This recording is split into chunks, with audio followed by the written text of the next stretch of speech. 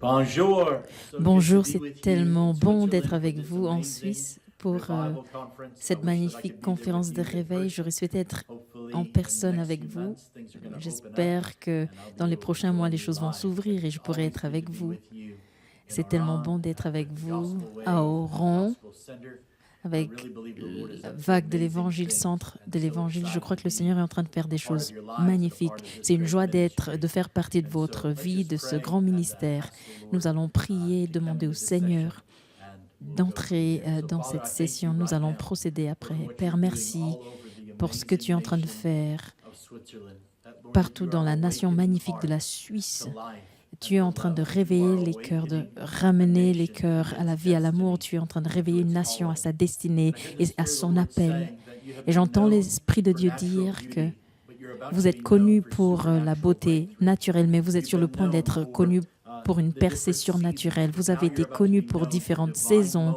Vous serez connus maintenant pour des moments divins qui viennent du cœur du Seigneur. Le Seigneur dit que vous avez été connus pour le paysage, mais je vous oins pour transformer le paysage spirituel du pays, de la région de l'Europe. Le Seigneur dit qu'il est en train d'élever 10 000 agents de réveil dans la nation et il y aura un son du réveil qui va jaillir et le salut va résonner dans la nation et dans les nations de la terre.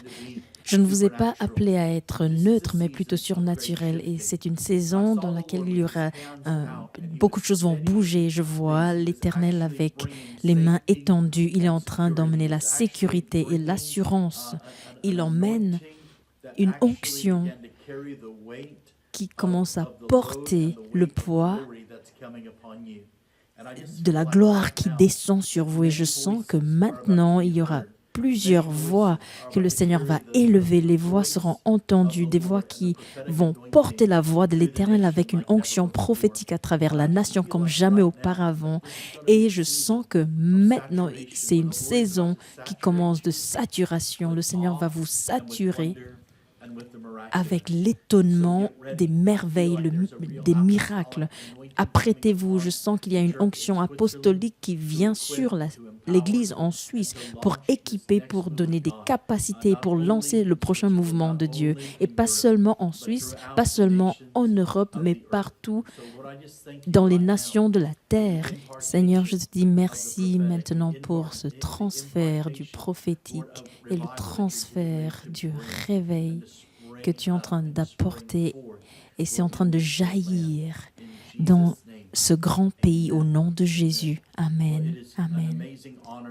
C'est un grand honneur pour moi d'être avec mon très bon ami Nicolas et Jean-Luc et le pasteur Peter, un apôtre magnifique de l'Allemagne, et aussi l'apôtre Werner. C'est tellement bon d'être ensemble avec vous pour cette conférence. Alors, je sais que le thème, c'est le réveil, mais une mauvaise définition peut vous emmener à la mauvaise destination. Et je crois qu'il est vraiment important de répondre à la question ou de poser la question afin d'arriver à la bonne réponse. C'est quoi le réveil? Je crois que le réveil, c'est un mouvement de Dieu, bien sûr, mais je crois aussi que lorsque nous parlons du réveil, nous ramenons la vie à quelque chose, une chose morte. Nous ramenons la vie à une chose qui est partie, qui est complètement morte. Et alors, dans ce réveil, le Seigneur va emmener à la vie des choses qui paraissent mortes, mais qui sont endormies. Le Seigneur nous emmène dans une saison où il renouvelle les choses et il ramène le feu dans les choses, dans nos vies, dans l'Église, dans les rues de la Suisse. J'ai un ami et cet ami, il y a quelques années, croyait vraiment en Dieu pour le réveil dans l'Église où il était, dans sa ville, dans sa région. Il a dit au Seigneur, « Seigneur, je ne couperai pas, mais je veux jusqu'à ce que je voie le réveil. » C'était sa prière, c'était son cœur. « Seigneur, je vais faire quelque chose parce que je crois en toi, je m'attends à toi pour ce réveil. » Et les gens ont commencé à donner leur vie pendant le culte. Et des choses qui n'arrivaient pas auparavant. Il y avait aussi des guérisons. Et un soir, il y avait environ 70 personnes qui ont reçu le baptême du Saint-Esprit et qui ont de façon simultanée ont commencé à parler en langue. Il n'y avait pas eu d'enseignement, c'était spontané. Le Saint-Esprit est tout simplement venu, il est descendu sur les gens. Et à la fin de cette rencontre, je me rappelle que les aînés, les dirigeants, d'autres pasteurs qui allaient vers mon ami et qui lui disaient: «Tu peux couper tes cheveux, le réveil est là». Il a dit: je ne sais pas». Il n'arrivait pas à définir ce que c'est que le réveil. Le Seigneur fait des choses inhabituelles, des choses magnifiques, des choses nouvelles, comme le jour de la Pentecôte. Mais comme il ne pouvait pas définir le réveil, il ne savait pas à quoi s'attendre quand le réveil est arrivé et quand Dieu se mouvait. Un homme que Dieu a utilisé puissamment, un évangéliste, Leonard Ravenhill, que Dieu a utilisé pour le réveil, il a défini ainsi le réveil. Quand Dieu est tellement fatigué d'être mal représenté, il se manifeste lui-même. Il arrive juste parmi nous et il prend le contrôle, il prend le dessus. Je pense que c'est un aperçu de ce que Dieu est sur le point de faire dans son Église, dans les nations. Il arrive pour se présenter pleinement devant les hommes. Les gens l'ont présenté comme quelqu'un de religieux, une sorte d'icône, une sorte de théorie, une idée, une théologie, une philosophie ou une religion. Mais Jésus n'est aucune de ces choses. Jésus est le chemin, la vérité et la vie. Il fait toujours quelque chose. Il transforme toujours des vies. J'apprécie beaucoup l'idée dans Hébreux chapitre 13, verset 8 qui dit: Jésus-Christ est le même hier, aujourd'hui et pour l'éternité. Et que ce Dieu qui est le même, qui est toujours constant, il est toujours dans la transformation. Voilà l'idée. En fait, lui, il ne change pas, c'est moi qui change. Il ne change pas, il me donne juste un aperçu d'autres facettes de lui-même que je n'ai jamais vues auparavant. Je pense que nous entrons maintenant dans une saison où la crainte de l'Éternel et l'émerveillement devant lui est restaurée. La crainte de l'Éternel n'est pas une question d'avoir peur de lui, mais de ne rien faire sans lui. Je pense que pendant longtemps, les gens ont fait des choses au nom du ministère ou des mouvements sans la présence du Saint-Esprit. Une de mes histoires préférées, c'est dans Ézéchiel 37, où Ézéchiel a prophétisé sur des ossements desséchés. Et avant le rassemblement de ces os, il y a un tremblement, un mouvement, il y a la chair qui vient, les muscles, mais il n'y avait pas de vie. Jusqu'à ce qu'il appelle les 4 vents pour souffler dans ces corps.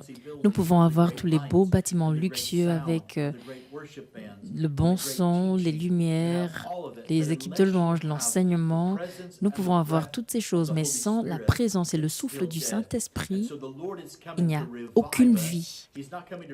Le Seigneur ne vient pas pour le réveil de nos programmes, de nos idées sur l'Église ou nos théologies sur l'Église. Il vient pour ramener à la vie une Église qui va lui ressembler. J'ai une parole merveilleuse pour vous.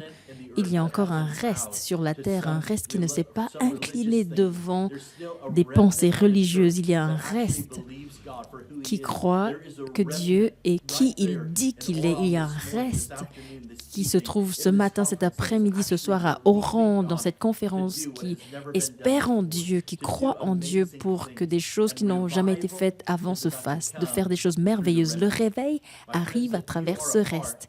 Mes amis, si vous faites partie de ce que Dieu est en train de faire, les gens me posent souvent cette question: David, quel est le prochain mouvement de Dieu?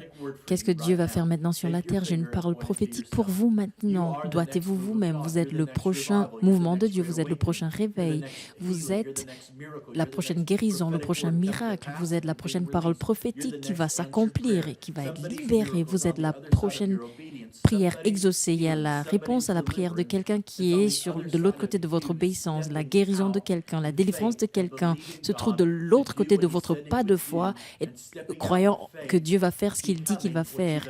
Vous sortez avec ce pas de foi et devenant ce que vous avez attendu. Je crois que le Seigneur emmène l'Église hors de la salle d'attente pour nous emmener dans le lieu où il y a l'accouchement des promesses de Dieu, une saison pour arrêter d'être spectateur, de ne plus attendre que les choses se passent. Cette saison s'arrête. Le réveil n'est pas un événement, ce n'est pas une conférence, ce n'est pas de remplir des stades. Oui, j'apprécie les conférences, les événements, j'aime remplir les stades, mais la vérité est que ce n'est pas le réveil. Voilà le fait. Le réveil, c'est un mode de vie où nous agissons comme Jésus, nous faisons ce que Jésus a fait, nous disons ce que Jésus a dit, nous allons là où Jésus serait allé. Révélons qui est Jésus. Je crois qu'il y a un Jésus mature en vous qui est sur le point d'emmener le réveil dans votre famille, dans votre ville, dans votre village, dans votre lieu de vie, dans votre nation, dans les nations de la terre. Dieu cherche des personnes qui vont dire oui, nous sommes prêts à déposer nos vies de manière nouvelle. Je crois que le Seigneur va emmener une guérison à l'Église. Je crois qu'il nous fait sortir de nos zones de confort. Il nous fait sortir du sommeil, d'un temps d'endormissement, de la peur et de ce confinement. Et le Seigneur ne nous a pas créés pour être retenus. Il ne vous a pas créé pour un lieu de confinement. Il vous emmène et vous invite à une vie sans limite afin de vivre et d'accomplir l'impossible. Mes amis, je vous dis maintenant que le temps de distraction de l'Église doit prendre fin. Le plus grand passe-temps de l'Église a été de s'attendre à l'Éternel, d'attendre que Dieu agisse. Oui, j'attends, je comprends, j'attends que Dieu parle, qu'il puisse se mouvoir.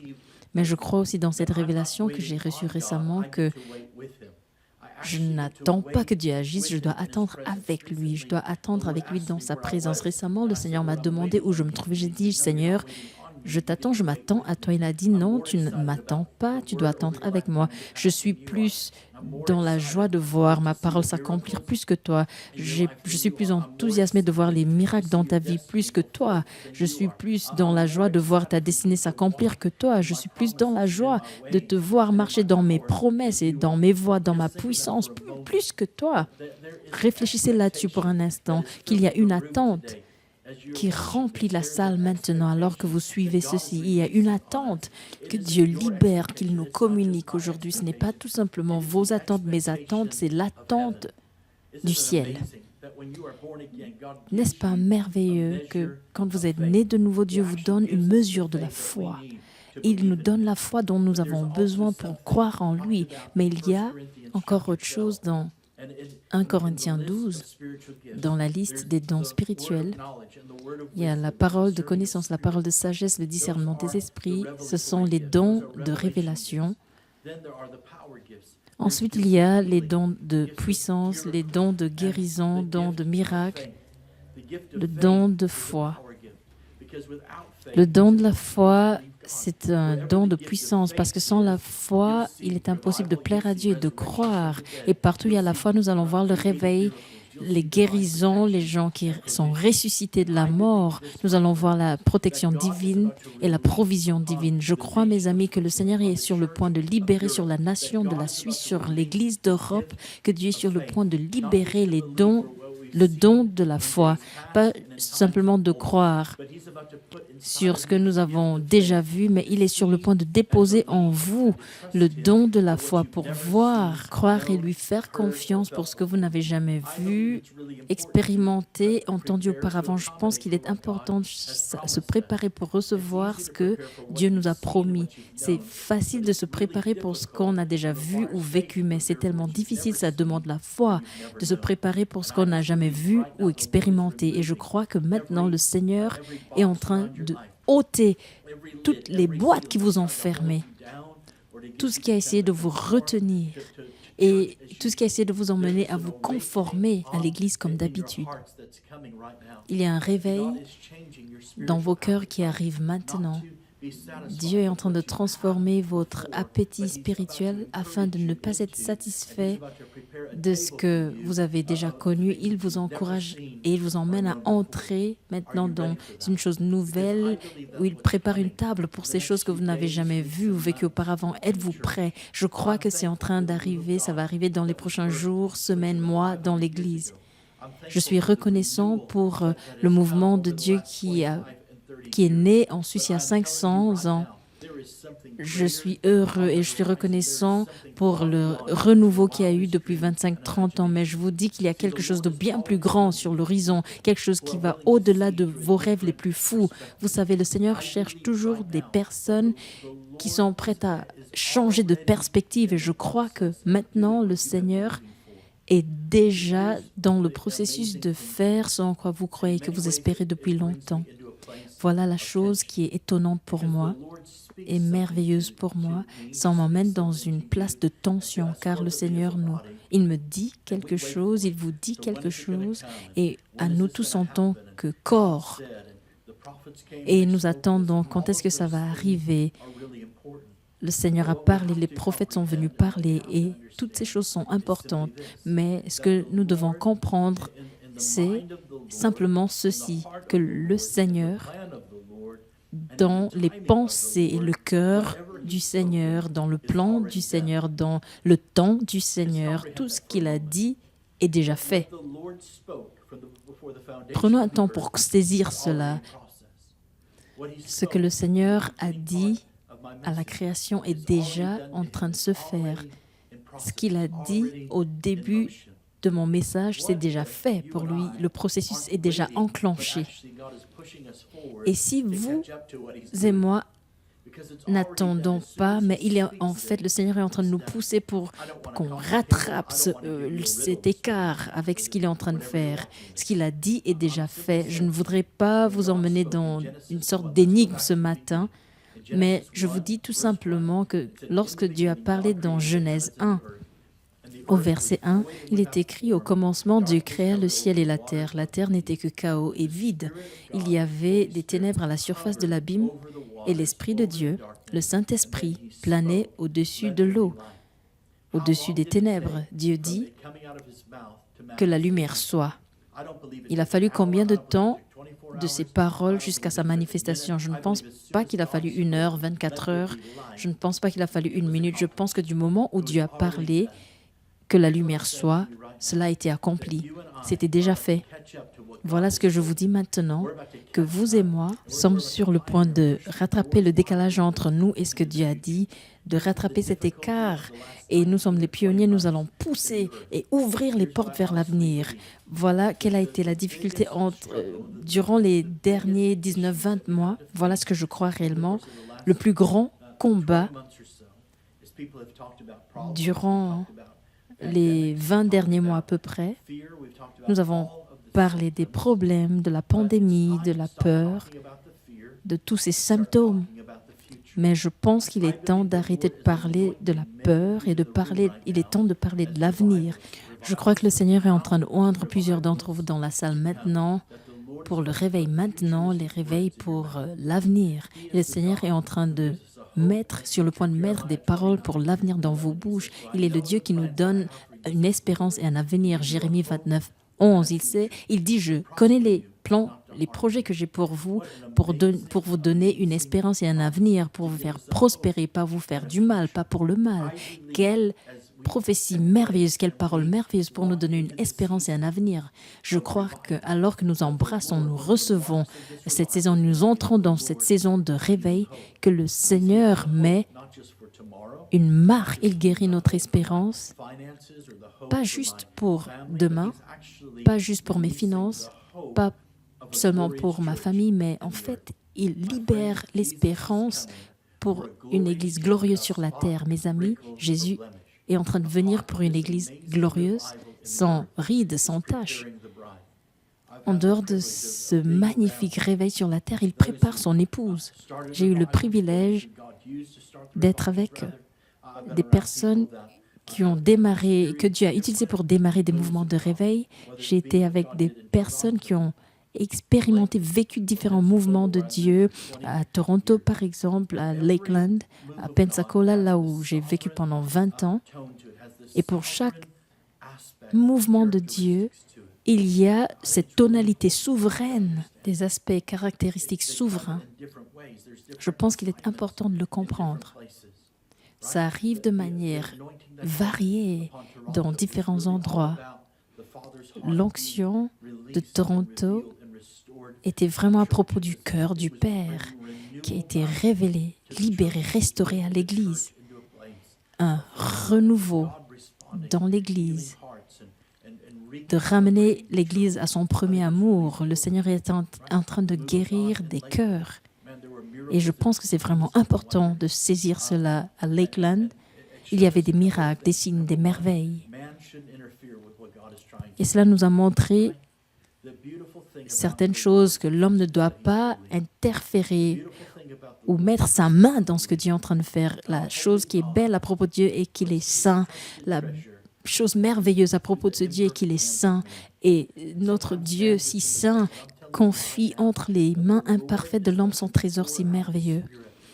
Et je vous dis vraiment maintenant que le Seigneur est sur le point de déverser son esprit sur ceux qui ont des cœurs purs et des mains innocentes. Je voudrais vraiment transmettre ce message que ce qui va porter ce réveil, c'est des cœurs purs et des mains innocentes. Des cœurs purs et des mains innocentes, des cœurs purs et des mains innocentes. Et si le Seigneur trouve des cœurs purs et des mains innocentes, c'est irrésistible devant le Seigneur. Et c'est ça qui s'est passé à Pensacola. C'est ça qui a emmené l'Église à l'autel, qui a mis en évidence le fait que l'Église était coincée dans des systèmes, dans des formules. Et l'Église a été ramenée dans la rivière de sa présence. Et il y a eu des guérisons, des miracles, le salut. Et je crois qu'il est vraiment important de savoir ce qui arrive. Dieu est en train de libérer, il est sur le point de libérer en Suisse, sur l'Église de la Suisse, le salut, les guérisons, la délivrance. Ça sera trop bon pour le retenir dans l'Église, dans les 4 murs de l'Église. Nous avons vécu des temps inhabituels, mais il y a déjà eu d'autres auparavant. Nous disons que c'est sans précédent. Nous entendons à longueur de journée ce qui se passe au niveau des informations. Il faut juste mettre quelque chose sur Twitter, sur Instagram, sur les médias sociaux. Et nous sommes bombardés par toutes sortes d'informations. Alors, notre conscience de ce qui se passe semble vraiment débordant. Et Jésus est arrivé à un moment comme celui-ci dans l'histoire de l'Église et l'histoire de la Bible. Si nous nous penchons dessus, nous allons voir qu'il y avait une pandémie globale quand Jésus est arrivé. Il y avait des troubles au niveau politique, au niveau environnemental. Et Jésus est arrivé à un moment similaire. Pourquoi? Parce que la lumière brille dans les ténèbres. Il n'avait pas peur de cela. Il est arrivé, il a marché parmi nous parce qu'il a emmené un changement. Il a emmené le salut. Il a apporté la guérison, les miracles. Et par-dessus tout, il a emmené le royaume de son Père. Il a emmené le royaume de Dieu, la justice, la paix, la joie par le Saint-Esprit. L'Église primitive dans les Actes des Apôtres est née dans un temps comme celui-ci. Avec une pandémie globale, il y avait 120 personnes isolées, confinées. Tout ce qu'ils avaient, c'était une parole qui venait du Seigneur. Ils ont commencé à prier, à unir leur cœur. Et d'un commun accord, ils se rassemblaient en prière dans un lieu d'adoration.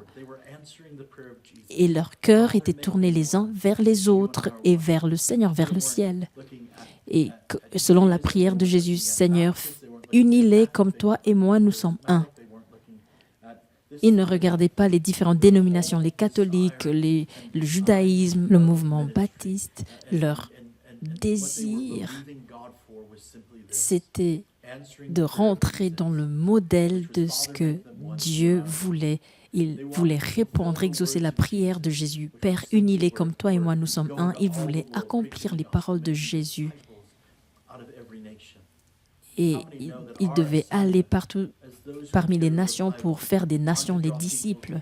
Qui sait parmi vous que notre devoir en partageant l'Évangile, ce n'est pas d'attirer les gens vers nous, mais vers Jésus. Ce n'est pas d'attirer les gens dans nos églises ou d'avoir un gain financier ou d'avoir une réputation, une popularité, mais notre mission, notre devoir, le vrai fruit du réveil, c'est quand les nations deviennent des disciples de Jésus. Jésus a dit que la bonne nouvelle sera répandue dans les nations et alors la fin viendra. Vous avez déjà vu lorsque une goutte d'eau tombe dans une poêle avec de l'huile chaude, il y a quelque chose d'explosif, mais c'est momentané. Et si vous n'arrivez pas à entretenir la chaleur, le feu, ça va passer, ça sera consumé et vous n'allez pas pouvoir faire continuer cela. Dieu ne vient pas avec une sorte d'éclair comme de l'eau dans une poêle. Il vient pour que les nations deviennent des disciples. Et si la Suisse était cette nation dont Dieu parle, et il dit, voilà de quoi ça a l'air, voici le modèle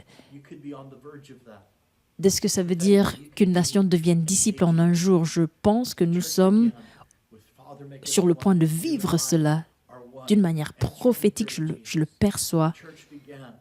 Et l'Église a commencé avec l'exaucement de la prière de Jésus. Père, unis-les comme toi et moi, nous sommes un. L'Église a commencé en écoutant la voix du Seigneur. Il a dit, allez à Jérusalem, attendez jusqu'à ce que le Saint-Esprit descende sur vous. Il n'avait aucune idée de ce qui arrivait. Est-ce que ça allait être à la première heure, au premier chant, au premier appel pour aller à l'autel, dans 3 jours, dans 20 jours, dans 100 jours, dans 50 jours, dans 40 jours. Ce qu'il savait, c'était que Jésus a dit, attendez. Et vous verrez que ça valait la peine d'attendre. Ne faites rien sans sa puissance. Il y a une onction fraîche pour libérer le baptême du Saint-Esprit sur l'Église une fois de plus. Je crois que le Seigneur est sur le point de libérer des baptêmes sur l'Église en Suisse et en Europe, comme on n'a jamais connu auparavant. Il y a un baptême dans son amour. Car si les gens ne savent pas que Dieu les aime, ils vont essayer de travailler pour lui et de travailler pour leur salut. Et ce n'est pas à partir de notre travail, nos œuvres. C'est par la grâce que nous sommes sauvés, pas par nos œuvres. Laissons la grâce de Dieu et la foi de Dieu faire ce travail pour nous, que ce soit déversé. Je crois de tout mon cœur que le Seigneur est en train de nous faire sortir de la mentalité des œuvres et il nous ramène à la place de la foi et de la grâce. Et d'être vraiment en accord avec ce que le Seigneur est en train de faire. Je crois que c'est tellement important. Ça vaut la peine d'attendre. Je sais que vous avez attendu, mes amis, pendant des années. Vous avez reçu beaucoup de paroles disant que le réveil arrive. Nous avons attendu pendant des années. Et je suis maintenant en train de vous dire que je ne sais pas si c'est demain. Je pense que c'est maintenant, c'est aujourd'hui. Mais peu importe si c'est dans 1 jour ou dans 100 ans, ça vaut la peine d'attendre. Car Jésus vaut la peine d'être attendu. Je crois de tout mon cœur que Dieu nous emmène dans un endroit où nous allons dire, Seigneur, nous te faisons confiance. Nous te faisons confiance, je vous le dis. Que la prière de Jésus était, Père, unis-les, comme toi et moi nous sommes. Ils ont eu cette parole d'attendre à Jérusalem pour que le Saint-Esprit descende sur avant d'aller plus loin pour prêcher l'Évangile. Je crois que maintenant, le Seigneur est en train de libérer un nouveau baptême de l'amour de Dieu, un baptême nouveau du Saint-Esprit et de feu. Je crois que plusieurs personnes ont eu ce bénéfice et c'est évident, cette manifestation du Saint-Esprit qui les remplit peut-être par le parler en langue, des miracles, des guérisons, mais je crois que le Seigneur veut emmener la longévité, l'aspect durable de cela, un réveil personnel. Je ne peux pas vous donner ce que je n'ai pas, je ne peux pas libérer sur vous ce que je n'ai pas vécu, ce que je n'ai pas reçu. Il y a un baptême frais du Saint-Esprit nouveau sur les nations de l'Europe. Ça sera déversé en Suisse. Et là-bas, au centre, le Seigneur veut faire de vous le battement de son cœur. Il veut vous toucher afin que vous puissiez libérer son cœur. Et je crois aussi ceci. Nous n'allons pas seulement voir le salut, il y aura un renouveau du baptême d'eau. Le Seigneur va faire cette immersion une fois de plus, d'être sauvé, d'être baptisé. Je ne parle pas d'une formule. Le Seigneur va libérer la faim et le désir chez les gens d'être remplis et de voir le mandat, la manifestation du mandat de Jésus. Nous ne pouvons pas améliorer les méthodes de Jésus. je suis arrivée au point de réaliser que nous vivons dans un monde qui veut rendre Jésus cool et puis présentable et puis populaire et pertinent. Mais la vérité est que votre Bible, entre vos mains, la parole vivante de Dieu, les Saintes Écritures, c'est le livre le plus pertinent pour toutes les cultures. C'était valable il y a 6000 ans et c'est toujours le cas aujourd'hui. Jésus était pertinent depuis son arrivée sur cette terre il y a 2000 ans et il est pertinent pour les cultures aujourd'hui. Il traverse les temps, les cultures, ainsi que toutes les tendances et les écoles de pensée. Jésus n'a pas besoin d'avoir des lumières, des projecteurs sur lui, parce qu'il est la lumière. Il n'a pas besoin du meilleur système de son. Oui, on doit tendre vers l'excellence, mais il sait amplifier son amour et s'amplifier lui-même. Il n'a pas besoin de milliards de personnes qui le suivent sur Facebook, sur les médias sociaux, parce qu'il est quelqu'un qui a de l'influence et il impacte. Il n'a pas besoin d'une plateforme parce qu'il est le chemin, la vérité et la vie. Il n'a pas besoin de devenir quelque chose qu'il est déjà. Il est tout ce que ce monde recherche. Et je crois que les gens insèrent ces choses sur Dieu dans leur théologie, ce qu'ils pensent de Dieu, que ce soit pour la réforme. Je suis reconnaissant que j'ai pu récolter de ce mouvement des choses qui ont pris naissance dans la nation de la Suisse il y a 500 ans. Je suis reconnaissant pour cela. Mais certaines personnes sont coincées dans la théologie catholique. Je suis reconnaissant. Mon père était catholique. Il avait cette crainte du Seigneur et cela l'a emmené vers le salut. Mais nous avons toutes ces choses différentes. La théologie baptiste, nous souhaitons mettre Dieu dans toutes ces théories. Oui, cela était dérivé de la doctrine des hommes, nos concepts, notre façon de percevoir les choses. Mais la vérité est qu'il y a une seule théologie parfaite. Son nom, c'est Jésus. Jésus est la théologie parfaite. Pourquoi? Il est l'image, la photo de l'amour parfait, déversé. Il est le Sauveur, il est le Seigneur, celui qui fait des miracles. Il est le chemin, il est la vérité, il est la vie. Il est tout ce dont nous pouvons avoir besoin. Voilà ce que je suggère, de regarder en avant et de pourchasser ce réveil, de revenir ce que nous avons fait de revenir vers ce que nous avons fait au début, notre premier amour. Quand, dans l'Apocalypse, il y a une référence aux 7 églises. Le Seigneur parlait de toutes ces églises. Il a dit, j'ai ça contre vous. Il y avait même l'église de réveil. Il y avait cette église dans laquelle Jésus a remarqué qu'il y avait des miracles, il y avait de bonnes œuvres. Ils ont pris soin de ceux qui avaient faim. Il leur a dit, vous avez fait tout ce que je demande, mais j'ai cette chose contre vous. Vous avez quitté votre premier amour. Et je vous dis maintenant, le premier pas vers le réveil, c'est de retourner à la position, au lieu du premier amour, d'être amoureux une fois de plus de Jésus, que cet amour, que sa flamme revienne. Dans le psaume 27, il y a une référence à cette chose. Voilà une chose que je recherche, c'est de contempler la beauté du Seigneur. Pour certains, nous recherchons le réveil au lieu de rechercher Jésus. Nous recherchons les miracles, ce qui est très visible, des guérisons, au lieu de chercher le Dieu des miracles. Mes amis, le réveil, c'est Jésus. Le réveil, c'est Jésus. Jésus est le réveil. Jésus est la guérison. Il est le seul. En fait, la puissance du Saint-Esprit est venue sur lui à son baptême. Et ce même Saint-Esprit vient sur nous dans notre marche avec Dieu. Et le Seigneur ramène cela. C'est la voie vers l'avant de découvrir à nouveau qui il est. Nous ne pouvons pas améliorer les méthodes de Jésus. Il ne doit pas devenir quelque chose qu'il est déjà. C'est son nom, c'est sa nature. La guérison, c'est ce qu'il fait. La guérison, c'est qui il est. La délivrance, c'est ce qu'il fait. Mais au-delà de cela, la délivrance, c'est qui il est. La prophétie, ce n'est pas seulement ce qu'il fait, mais la prophétie, c'est qui il est. Et cela peut paraître tout simple comme message, mais le Seigneur il est en train de récalibrer à nouveau les choses. Le Seigneur est en train de synchroniser nos cœurs avec lui-même. Nous ne pouvons pas avoir le réveil sans le Père, le Fils et le Saint-Esprit. Nous ne pouvons pas, Église, nous ne pouvons pas être pleinement qui il nous appelle à être sans lui. Je crois que c'est une saison dans laquelle le Seigneur veut libérer le mouvement du royaume, un mouvement qui va bien au-delà de tout ce que nous avons connu ou vu auparavant. Ça serait décevant, un mauvais témoignage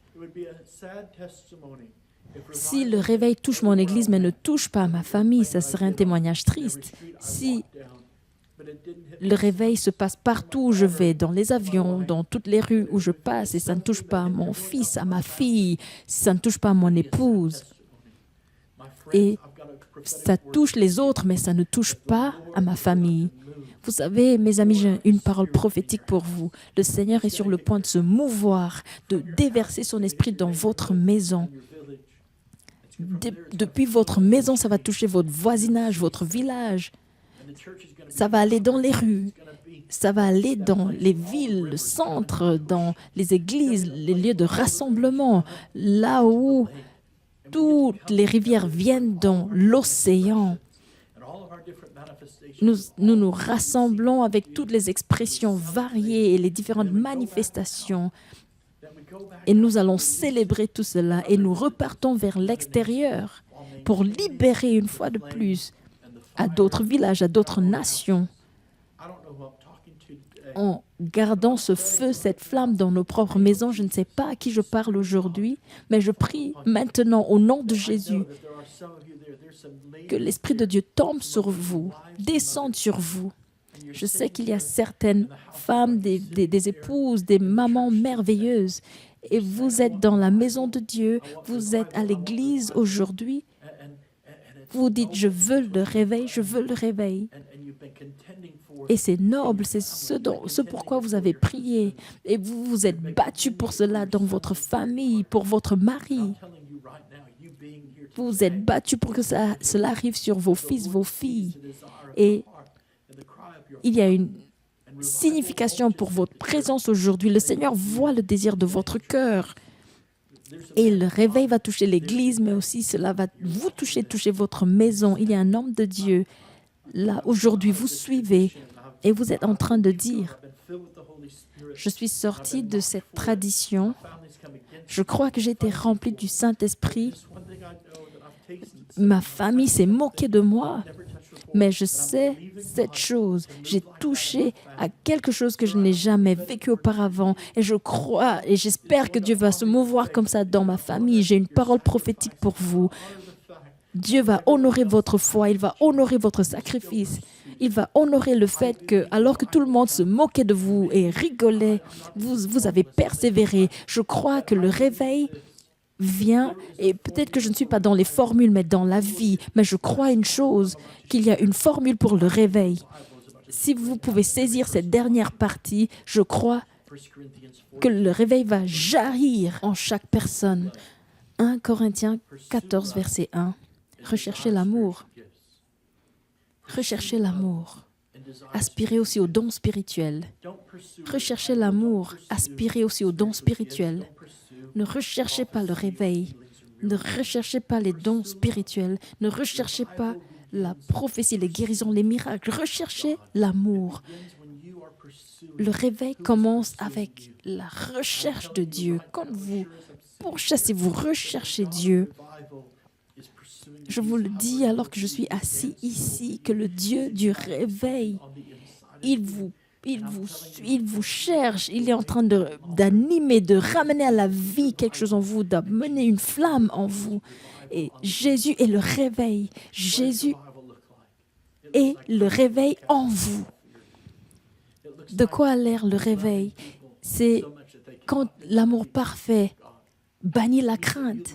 Vous aimez tellement les gens au point où ils n'arrivent pas à renier l'essence de Dieu. Vous avez la volonté de les aimer au point où les démons vont s'enfuir, la maladie va partir. Vous allez les aimer jusqu'au point de la vie. Et je vous dis maintenant que le Seigneur est en train de récalibrer nos cœurs pour nous emmener dans l'amour parfait, le lieu du premier amour, d'être amoureux une fois de plus de Jésus. Voilà ce que le vrai réveil va faire en vous, en moi, c'est d'être de nouveau amoureux de lui.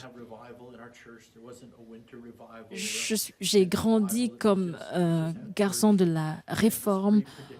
On n'avait pas de mouvement de réveil sous les tentes et autres. C'était juste l'église, c'était prévisible. On savait quand se lever, quand s'asseoir, quoi faire. Et je n'ai pas connu ces termes jusqu'à ce que je sois née de nouveau il y a 26 ans.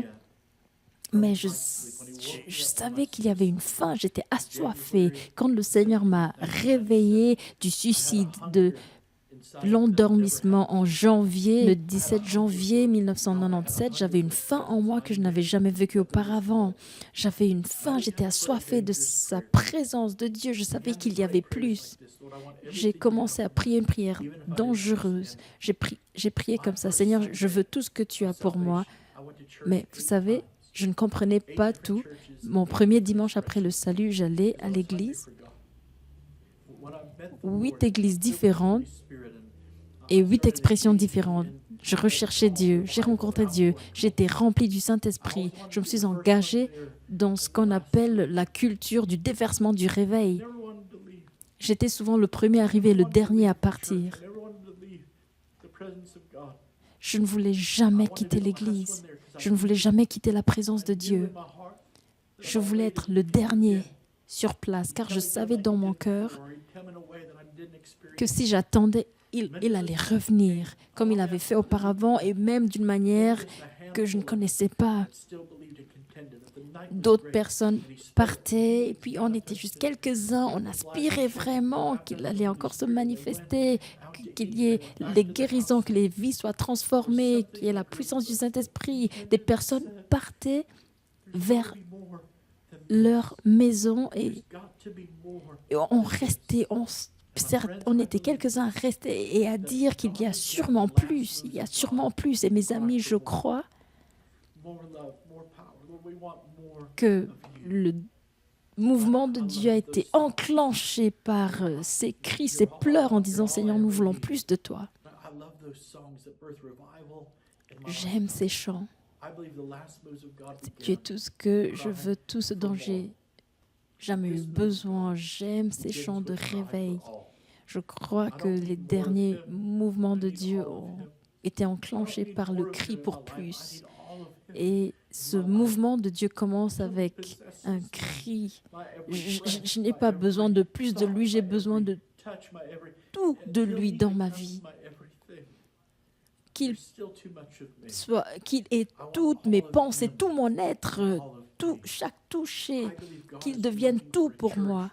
Il y a encore trop de moi qui s'exprime. Je veux plus de lui en tout de moi, dans tout mon être. Je crois que Dieu cherche une église, un peuple qui est complètement engagé. Êtes-vous prêt à être ce peuple qui va dire « Oui, Seigneur, je suis prêt à tout donner ». Ma réputation, mes finances, tout ce que j'ai, tout ce que je suis, pour voir ton règne venir et que ta volonté soit faite et de faire naître quelque chose de nouveau sur la terre. Il ne recherche pas une partie de moi, mais tout de qui je suis. Il veut tout. Car lorsque j'ai tout de lui et il a tout de moi, alors je suis complet et le réveil devient un mode de vie. Ce n'est pas un événement ni une conférence. Je crois que le Seigneur est en train d'enclencher quelque chose à l'intérieur de vous. Il fait réveiller quelque chose en nous. Je suis passionné de ceci. Et c'est pour cela qu'il y a des larmes, cette passion dans ma voix aujourd'hui, car je crois que vous êtes ce que vous attendez depuis longtemps. Vous êtes ce que vous cherchez depuis longtemps. Vous êtes le prochain mouvement de Dieu. Vous êtes la guérison de quelqu'un, le miracle de quelqu'un, la parole prophétique de quelqu'un. Et nous avons cherché quelqu'un, des grands hommes de Dieu, des femmes de Dieu qui vont monter sur la plateforme. Je suis reconnaissant pour Catherine Coleman. Je suis reconnaissant pour Benny Hinn, pour mon ami Bill Johnson, pour Randy Clark. Je suis reconnaissant pour Jean-Luc Traxel. Je suis reconnaissant pour les agents du réveil d'aujourd'hui. Mais je peux vous dire une chose, ils ont leur devoir, leur mandat, mais vous devez répondre au vôtre.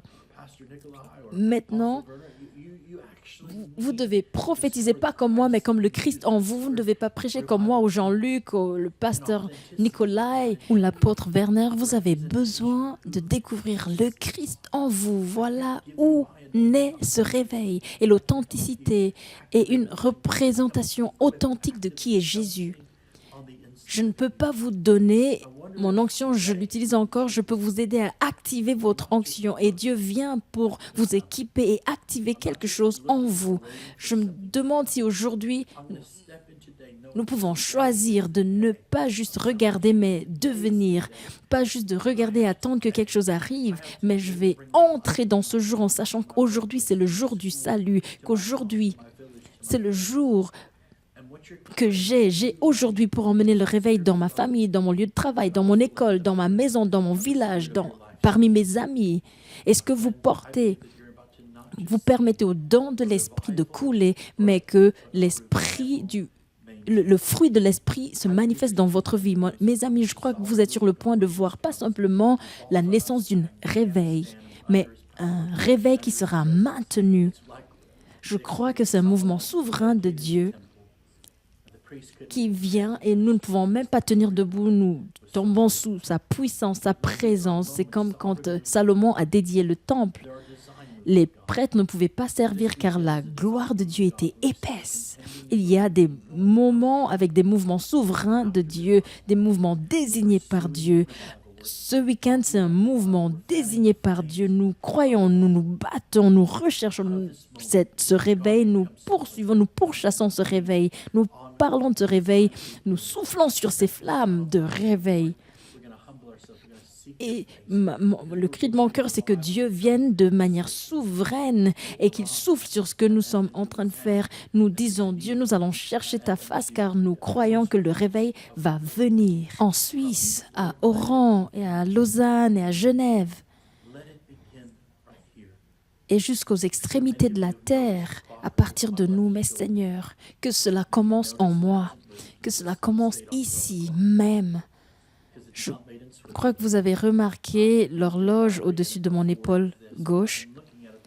Si vous regardez, ça indique midi, ce n'est pas fait en Suisse. Il n'y a pas de pile. Et j'ai observé cette horloge pendant longtemps. Et voilà ce que je ressens. Le Seigneur nous donne le don du temps. Il nous donne un don du temps. Vous savez, la Suisse est connue pour l'heure. Vous êtes des personnes assez ponctuelles, vous respectez les horaires. Vous êtes connus pour les horloges, les meilleures montres du monde et puis pour le chocolat, n'est-ce pas? Mais il est temps. Vous avez été connus jusqu'ici pour le temps chronos, le temps naturel, 24 heures dans la journée, les 60 secondes dans la minute, les 60 minutes dans l'heure. Vous êtes connus pour cela. Vous êtes tellement bons avec le temps. Mais le Seigneur est sur le point de vous emmener dans cette saison de réveil, de chronos à kairos. C'est un moment kairos en Dieu qui est sur le point d'éclore. Et c'est un temps en Dieu, le temps, l'année de grâce de Dieu. Je pense que c'est dans Ésaïe 49. C'est le moment favorable, l'année de grâce du Seigneur. C'est le moment choisi par Dieu. C'est l'année de grâce du Seigneur. Il libère quelque chose de frais sur nous. Il y a un vent nouveau, un vent qui va souffler à travers la Suisse, qui va traverser ce beau petit village appelé Oran. Et Dieu est sur le point de déverser dans Gospel Wave, Gospel Center. Il est en train d'équiper les évangélistes et les agents de réveil des temps de la fin pour ramener ceux qui sont perdus à lui, pour guérir les malades, pour ressusciter les morts, pour amener la délivrance, emmener le royaume de Dieu. Je crois que ce que nous appelons réveil, Dieu appelle la norme. Voilà ce que je pense, Matthieu 10, 7. Alors que vous allez, guérissez les malades, ressuscitez les morts, guérissez les lépreux, chassez les démons. Il est tout simplement en train de dire que voilà la vie chrétienne normale. Et il dit, voilà de quoi aura l'air le réveil. Ce n'est pas juste en train de tomber sur quelques-uns d'entre nous avec des microphones, des plateformes. C'est déversé sur toute personne qui le désire, qui le veut aujourd'hui, car l'Esprit de Dieu est sur vous. Pas juste quelques personnes choisies, mais l'Esprit de Dieu est sur moi, est sur vous, car il vous a oint pour proclamer la bonne nouvelle aux pauvres, pour guérir les cœurs brisés, libérer les captifs, libérer les prisonniers. Voilà le réveil. Le Seigneur me montre cela comme un jeu amusant des enfants. Je ne sais pas si vous avez ce jeu en Suisse. Il y a le jeu du loup. Il y a une personne qui est désignée comme le loup et les autres personnes fuient. Et la personne qui est le loup doit courir, essayer de toucher une autre personne et dire que c'est cette personne qui devient le loup. Je sens que le Seigneur touche certains à l'épaule et il dit: tu es ce que tu attends. Tu es le réveil, le prochain mouvement de Dieu. Tu es ce que le Seigneur est en train, le prochain mouvement de Dieu. Voilà, c'est toi. Au nom de Jésus, Père, merci pour la belle nation, le beau pays, la Suisse. Je te dis merci pour ce peuple merveilleux, les Suisses. Ils sont tellement particuliers. Tu les as fait si excellents, si puissants, si beaux. Tu les as élevés pour un temps comme celui-ci. Les plus grands jours de la réforme et du réveil ne se trouvent pas il y a 500 ans, ni il y a 2000 ans, ni il y a 30 ans, ou il y a une année, ou il y a 3 ans, mais c'est maintenant et dans ce qui vient. Et Seigneur, je crois que maintenant, tu es en train de déverser ton esprit maintenant sur toutes les personnes dans cette salle et pour ceux qui suivent en ligne, en direct ou plus tard. Et je crois que plusieurs vont sentir le feu dans leurs pieds, sur leurs mains, sur leurs lèvres. Ce sera un signe pour certains d'entre vous. Peut-être que vous entendez ce que je dis et vous le ressentez. Et si c'est vous, levez-vous là où vous êtes. Peut-être que vous êtes dans votre salon, dans votre séjour, peut-être dans votre chambre, peut-être que vous vous apprêtez pour vous coucher. Levez-vous. Là où vous vous trouvez, si vous ressentez le feu dans les pieds, dans les mains, dans votre bouche, levez-vous maintenant et reconnaissez cela. Je ressens le feu de Dieu sur moi. Dans vos pieds, c'est l'onction de l'évangéliste pour les missions, l'onction pour y aller. Et je vous dis maintenant, le Seigneur va mettre du feu dans vos pieds. Si vous avez le feu dans les mains, c'est le feu pour l'œuvre du ministère, le feu pour imposer les mains aux malades et les voir guérir. C'est le feu de la délivrance. Maintenant, vous pouvez juste vous lever et le recevoir, reconnaître le fait que Seigneur, oui, je reçois, je réponds à cette invitation pour être un ministre de la guérison. J'entre dans ce ministère de guérison maintenant. J'entre dans ce réveil maintenant au nom de Jésus. Si vous ressentez sur votre lèvre ce feu, c'est l'onction prophétique. Maintenant, le Seigneur est en train d'oindre les prophètes en Suisse. Il est en train d'oindre les personnes prophétiques avec des paroles de sagesse, de connaissance, le discernement des esprits, les paroles prophétiques, les langues, l'interprétation des langues. Ça sera relié à des guérisons, des délivrances. Ça va se lever dans votre nation comme vous n'avez jamais connu, vu auparavant. Père, maintenant, au nom de Jésus-Christ, là-bas, au rond, la ville, que tu déverses ton esprit d'une manière nouvelle, fraîche, et que ça coule jusqu'en Allemagne, en Italie, en France, que ce réveil dépasse les frontières de cette nation merveilleuse. Alors qu'il y a Peter Vance, je te dis merci pour mon ami Peter. Merci pour cette nouvelle mission apostolique qui vient sur son Église. Merci car il a pu traverser l'orage, au lieu de juste d'être découragé, alors qu'il y avait des vents contraires, il y a eu des épreuves. Tu as utilisé cela pour emmener plutôt les gens dans les profondeurs de ton cœur. Et je te dis tout simplement, Peter, maintenant, il y a une onction pour équiper. Je sens que le Seigneur dit que tu es sur le point de former et d'élever la prochaine génération de dirigeants apostoliques. Et je sens que le Seigneur est sur le point de faire une œuvre en Suisse, en Allemagne, aux Pays-Bas, en France et partout en Europe. Et je te dis maintenant, Peter, que Dieu va élargir ta sphère d'influence car tu as été fidèle dans les petites choses. Et je sens qu'il y aura une explosion dans la maison de Dieu d'une manière puissante.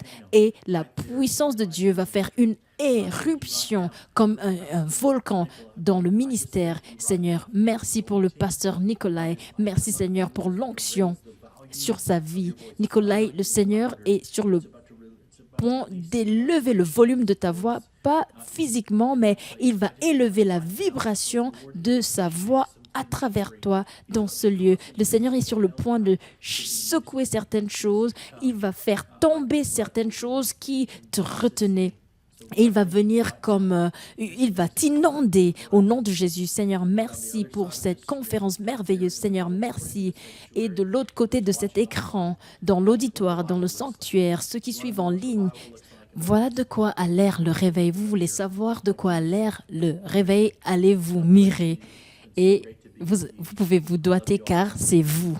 Que Dieu vous bénisse, c'est merveilleux d'être avec vous. J'ai hâte d'être avec vous bientôt en Suisse et partout en Europe. Que Dieu vous bénisse.